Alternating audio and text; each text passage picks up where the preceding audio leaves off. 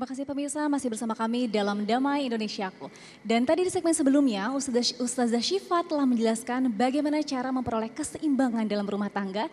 Salah satunya dengan memahami love language atau bahasa cinta pasangan kita, Masya Allah. Dan di segmen kali ini kita masih akan mendengarkan tausiah yang akan disampaikan oleh Syekh Ahmad Al-Misri tentang bagaimana menjadi suami panutan. Silakan Syekh. Assalamualaikum warahmatullahi wabarakatuh. Alhamdulillahi rabbil alamin. Wassalatu wassalamu ala asyrafil mursalin Sayyidina maulana Muhammadin wa ala alihi wa sahbihi ajma'in. Asyhadu an la ilaha illallah, asyhadu anna Muhammadan abduhu wa rasuluh. Allahumma salli wa sallim wa barik alaihi wa alihi wa ashabihi wa man tabi'ahum bi ihsanin ila yaumiddin wa alaina ma'ahum bi rahmatika arhamar rahimin. Para jemaah yang dimuliakan Allah, para pemirsa dimanapun berada, ustazah kita yang hadir bersama kita, dan Ustaz Sufyan dan Mbak Sasa juga, dan seluruh tim dan kru TV One Damai Indonesiaku. Uhibbukum jami'an fillah, saya mencintai kalian semua karena Allah. Semoga Allah senantiasa mempertemukan kita di dunia dalam taat dan di akhirat di surganya Allah Subhanahu wa taala. Senang sekali di siang hari ini bisa memandang wajah-wajah penghuni surganya Allah. Wajah-wajah yang bercahaya, cahaya lampu terlalu terang. Mudah-mudahan kita senantiasa berada dalam lindungan Allah Subhanahu wa taala. Ustazah Syifa tadi sudah menjelaskan terkait dengan rumah tangga. Tapi saya ingin menjelaskan dari segi yang berbeda. Pernikahan ini bukan akhir dari sebuah hubungan. Halo? Masih hidup? Jadi pernikahan bukan akhir dari sebuah hubungan, melainkan awal dari sebuah hubungan. Pernikahan ini bukan alat ta'qid, walakin alat ta'bid. Pernikahan ini bukan sementara waktu, tapi pernikahan ini harapan kita bukan hanya sampai akhir hayat, melainkan pernikahan ini sampai surganya Allah Subhanahu wa taala. Jangan cuma hanya suami istri bertemu di dunia kemudian mereka berpisah di akhirat. Karena suami dan istri yang hebat, rumah tangga yang hebat adalah rumah tangga yang didirikan di dunia, take off di dunia, landing surganya Allah. Bersama di dunia dan juga bersama masuk ke dalam surganya Allah. Dalam Islam untuk mendirikan rumah tangga berdasarkan sakinah, mawaddah dan warahmah. Kita baru sebut 3 tiang. Setiap bangunan minimal perlu 4 tiang. Jadi tiang yang 4 Allah baru sebut 3. Sakinah, mawaddah dan masih ada satu lagi kurang, takwa kepada Allah. Rumah tangga kalau dilandasi dengan takwa kepada Allah, insya Allah menjadi sebuah bangunan yang kokoh. Pondasi rumah kita kalau mau bangun rumah, pondasinya harus kuat. Kalau pondasinya kuat, mau bangun berapa lantai bebas. Tapi kalau pondasinya lemah, maka itu kalau lebih daripada yang sudah ditentukan dan aturan, itu gampang rubuh. Goncangan sedikit saja langsung rubuh. Maka rumah tangga ini yang pertama dan paling utama didirikan dilandasi dengan takwa kepada Allah. Suami bertakwa, istri juga bertakwa. Kita harus dalam Islam memilih suami yang saleh, taat beribadah, bukan yang kaya. Kalau suami kaya, coba lihat Fir'aun, kekayaannya membawa petaka, jabatannya membawa petaka. Karena tidak ada takwa kepada Allah di dalam rumahnya. Bahkan istrinya menjadi istri yang salihah. Asiyah binti Muzahim menjadi penghuni surganya Allah. Bahkan diabadikan dalam Al-Quran surat At-Tahrim. Rabbi ibnili indaka baitan fil jannah wa najjini min fir'auna wa amali wa najjini minal qawmidh zalimin. Maka kalau rumah tangga dilandasi dengan takwa, memilih suami yang saleh, dan pada saat kita memilih istri yang salihah, Nabi bersabda dalam hadis Bukhari Muslim dari Abu Hurairah, wanita dinikahi karena 4 perkara. Yang pertama kecantikannya, keturunannya, dan hartanya dan agamanya.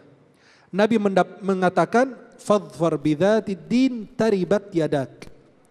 Berusaha agar engkau mencari wanita yang punya agama. Kalau engkau tidak mendapatkan wanita yang punya agama, taribat yadak, dalam bahasa Arab artinya iltasaqat bitturab. Tangan kita nempel di tanah, kalau diangkat tidak dapat apa-apa. Tidak ada isinya. Tidak ada yang dibawa.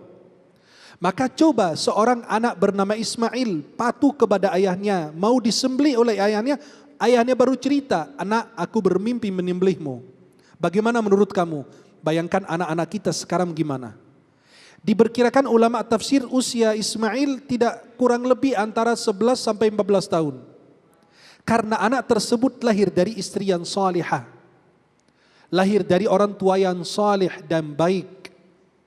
Maka yang pertama kita lakukan adalah memilih pasangan yang baik. Istri yang salihah, suami yang salih. Nabi bersabda, "Idza atakum man tardawna dinahu wa khuluquhu fazawijuh." Kalau ada yang datang kepada kalian bukan yang tampan, bukan yang kaya, bukan yang... Tapi kalau dia punya akhlak yang baik, itu nikahkan dia langsung. Karena yang mulia bukan warna kulitnya, bukan kekayaannya, yang mulia ada yang bertakwa kepada Allah Subhanahu Wa Taala. Maka coba sekarang, harus ditanya pekerjaannya apa, penghasilannya gimana, dan banyak hal-hal yang ditanyakan. Tapi tidak pernah ditanya, bangun sholat subuh berjamaah, tidak. Jarang ada yang menanyakan itu. Penghasilannya berapa, bapak hidup di mana, tinggal sama siapa, rumahnya kontrak atau milik, dan lain sebagainya. Tapi tidak pernah ditanya, Anda ini termasuk mereka yang sholat subuh berjamaah atau tidak? Kalau sholat ditinggal, istri juga akan ditinggal. Perintah Allah jadi sia-siakan. Apalagi istri yang makhluk Allah. Sang Khalik aja dia abaikan, apalagi istrinya yang sebagai makhluk yang lemah. Maka yang pertama agar kita mewujudkan rumah tangga sakinah, mawaddah warahmah adalah suami harus menjadi imam. Imam bukan artinya apa? Saya pemimpin, kamu harus di belakang, kamu diam saja, kamu ikut aturan dan lain, tidak. Imam itu adalah yang mengawal, mengurusi, ya, melayani, menjaga, mengawal mereka dari kejahatan dan keburukan. Maka suami itu harus menjadi imam untuk keluarganya. Pada saat sholat tahajud suami yang jadi imam. Ada ibu-ibu pas saat pandemi bilang, Syekh, suami saya selama sebulan Ramadan kan gak ada yang sholat di masjid, masjid pada tutup. Tiba-tiba tuh ibu itu bilang apa? Suami saya, Syekh, setiap malam 23 rakaat bacanya apa? Surat Qul ya al-kafirun, idza ja'a nasrullahi tabbat yada abil labin, qul huwallahu ahad, qul a'udzu birabbil falaq, qul a'udzu bin nas. Cuma 6 surat yang dihafal. Diulang-ulang selama 30 hari, bayangin. Sampai saya kepingin suami saya baca surat yang lain. Bu, berarti ibu salah pilih suami, jangan salahin saya. Ibu kalau mau yang bacaannya banyak, cari yang hafiz Quran. Terus gimana dong solusinya? Ya silakan tukar tambah sendiri. Halo? Masih hidup? Maka yang pertama suami harus menjadi imam bagi keluarga. Yang kedua, suami belajar agama. Wajib suami belajar agama untuk membentengi dirinya, keluarganya, keturunannya, generasinya dari ajaran sesat. Sekarang dunia pendidikan, kalau kita nggak hati-hati anak kita masuk pesantren yang, maaf pendengaran saya agak kurang gitu ya. Namanya apa? Az-Zaitun, astagfirullah. Ya itu salah satunya dan mungkin banyak yang lain yang kita tidak lihat. Ini baru yang diviralkan. Halo? Jelas? Sekarang sudah dunia pendidikan, kalau kita tidak berhati-hati mencari guru buat anak tempat pendidikan, kenapa? Orang tuanya yang kurang agama. Sudah jelas pesantren apa tadi? Az-Zaitun. Loh, kenapa berdiri beliau? Astagfirullah. Az-Zaitun sudah sesat, tapi ternyata 2 hari lalu masih ada 1000 santri yang mau daftar di situ. Berarti orang tuanya kurang agama. Jelas? Dan seorang suami wajib menjaga keluarga dari api neraka jahanam. Wajib memberikan pendidikan agama kepada istri, memberikan pendidikan agama kepada anak. Banyak orang memikirkan isi perut anak dibanding memikirkan isi keimanan anaknya. Nabi SAW melayani, memuliakan istri-istrinya, memahami kekurangannya. Kita punya pasangan, kita tidak pernah memandang pasangan kita ini sempurna. Tapi kita melihat kesempurnaan pada pasangan kita. Pada saat kita memandang pasangan, jangan memandang dia sempurna, tapi lihat kesempurnaan pada pasangan. Nabi mengatakan, jangan kalian membenci akhlak istri kalian, perempuan. Kenapa? Kalau kau tidak suka akhlak ini, pasti dia punya sifat yang lain yang lebih bagus. Kan pada saat kita menerima nikahnya, saya terima baik buruknya, cerewet dan ya, masakan enak dan tidak enaknya, itu kan itu adalah nikmat, harus dinikmatin. Dan perempuan memang paling senang dipuji, dimanja, disanjung, paling benar ucapannya. Pasalnya cuma 2. Semua milik istri, ya, semua barang, suami juga milik istri. Yang kedua, kalau suami salah, istri salah, kembali ke pasal 1, istri tidak pernah bersalah. Dan tadi ustazah sebut, ada Nabi manggil istrinya Humaira. Kata beliau, kalau istrinya agak hitam, gimana bohong dibilang Humaira? Istrinya kan tahu dong, mana ada perempuan bodoh, pintar semua. Jangan panggil Humaira, kayak jamaah saya, punya istri warna kulitnya hitam, sampai ke rumah dipanggil apa? Hei Hajar Aswad. Mudah-mudahan kita semua diberkahi Allah Subhanahu wa taala. Yang terakhir adalah apabila kalian saling mencintai, kalian harus membawa ke surga.